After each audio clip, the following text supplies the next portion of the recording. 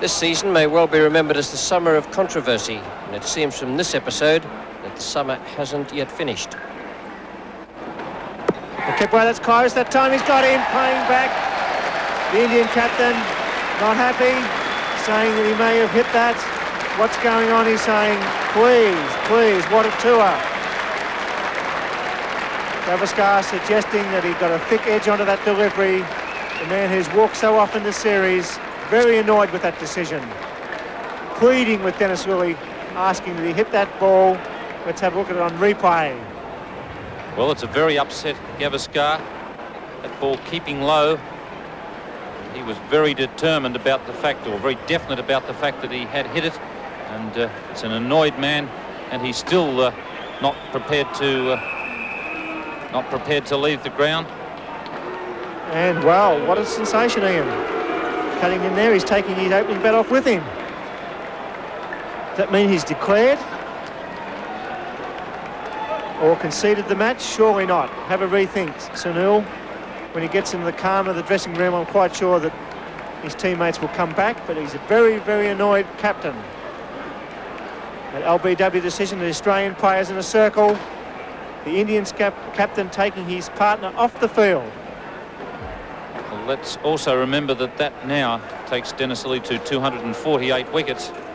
And I think we've got the wing commander, the manager, wing commander, and he is telling Chauhan to stay there and sending Gavaskar out. So that's a good move there on behalf of the manager of the Indian side, and it's a very upset Gavaskar who leaves the ground. And we're going to have a listen with our audio full up in this defensive prod.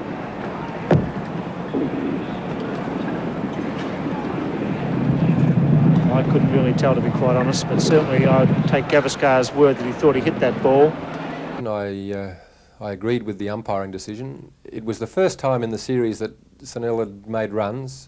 He'd had a fairly disappointing series for himself, and I think a very frustrating series. I think he believed that he'd had a number of decisions that were indifferent, and he believed on this occasion that the decision was wrong.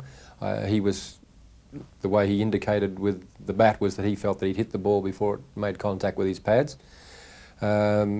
I was in a difficult position at first slip to tell whether he'd made contact, but instinct tells you when some things are more likely to happen than not. I felt that it was unlikely that he'd made contact with the bat first, but it wasn't my position to give the decision. The umpire had given the decision. Sunil was very disappointed, I think frustrated, because of low scores throughout the series. The first time he looked like playing well and doing something for his team, he was nipped in the bud, in his opinion. And I think the frustration of it all just built up, and he snapped. I wasn't out then, and I don't think it makes a difference now, because it was a thick inside edge onto the pads. But I now know, looking back now, that I shouldn't have done what I did, because I just got excited.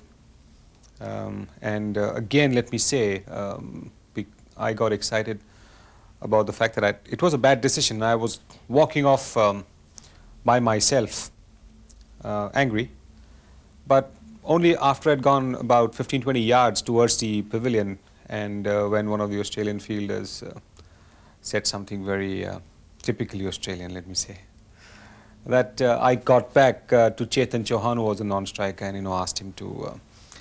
I think up until that particular moment when I was called some names, I think I would have just gone into the pavilion, broken a bat or something, but that's the worst I could have done.